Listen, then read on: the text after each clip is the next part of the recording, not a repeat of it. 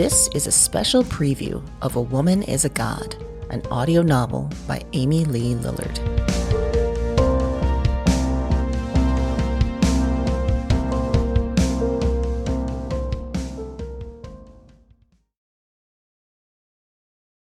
There was a mirror in the main hallway, the glass buckled and smudged with time. A piece of magic, because when we looked in it, when we noticed it every so often, going about our days of not noticing the things that formed our background, the mirror showed us very old people. Look at that old person, we'd think. Look at that group of old codgers and curmudgeons, those old cunts. Where did they come from? How'd they get in here? And then the magic would turn dark, as it always did in the best stories, the ones that meant something, because, oh dear, oh fuck, those old people, they were us.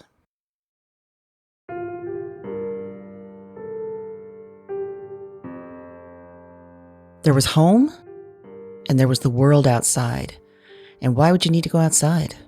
Nothing much good out there. Nothing but technology we didn't understand, people we didn't know, weather we didn't recognize. We didn't speak the language, not anymore. But inside, in our building with 6 units, we knew everything.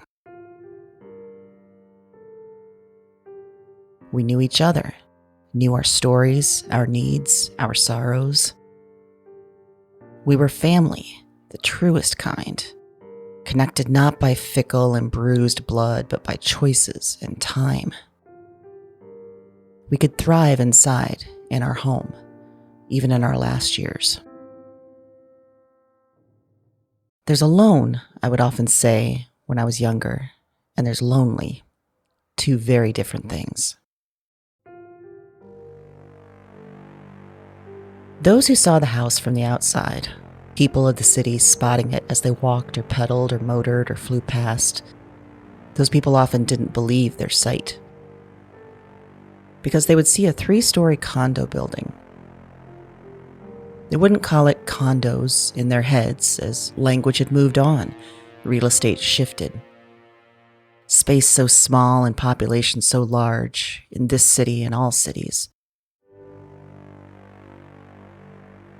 The modern people, the rare beings with vision, would see this building and understand each floor housed 2 units. They would see big trees surrounding the blue building. They would see feral cats and squirrels and birds guarding the perimeter, like something from barely remembered fables or fantasy simulations. They would see it all, though, the people, the young people trying to live in this old, new world, this broken, hot place left to them by other people long dead.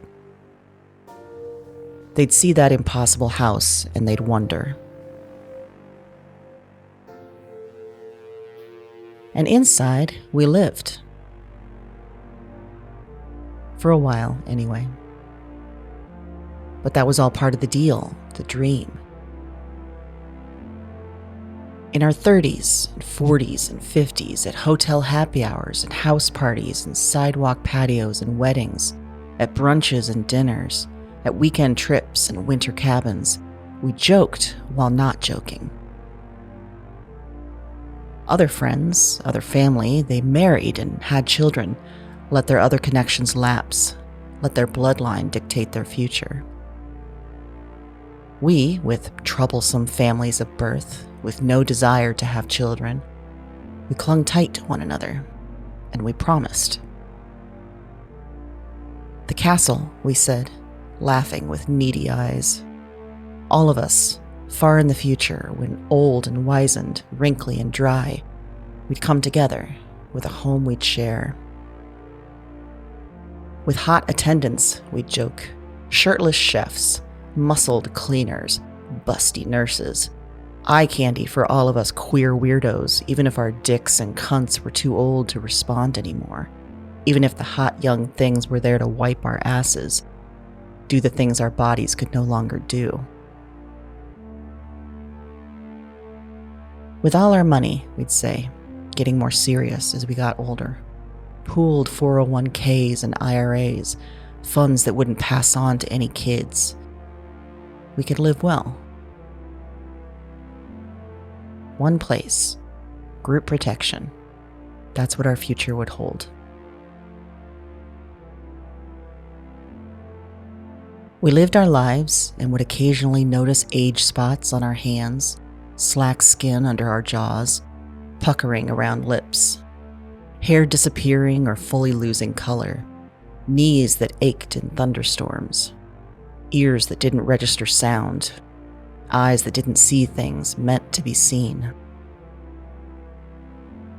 We lived and worked because that's what you do.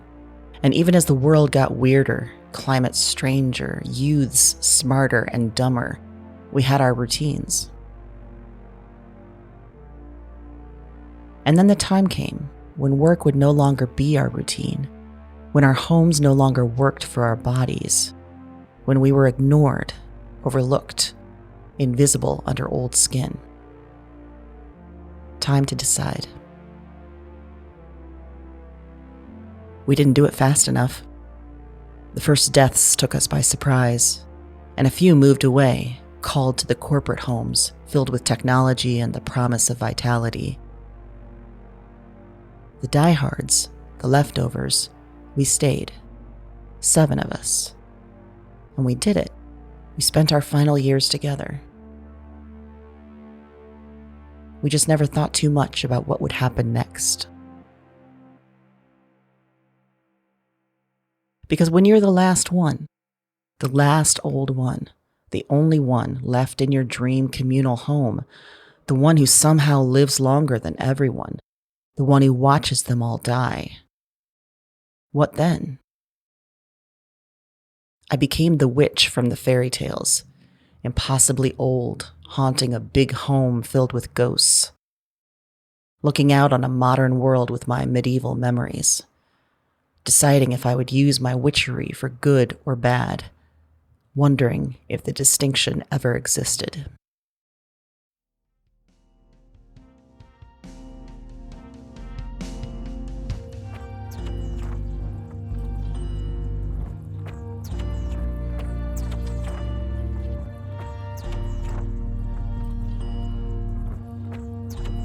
This was a special preview of A Woman is a God, an audio novel by Amy Lee Lillard. Original music and audio production also by Amy Lee Lillard.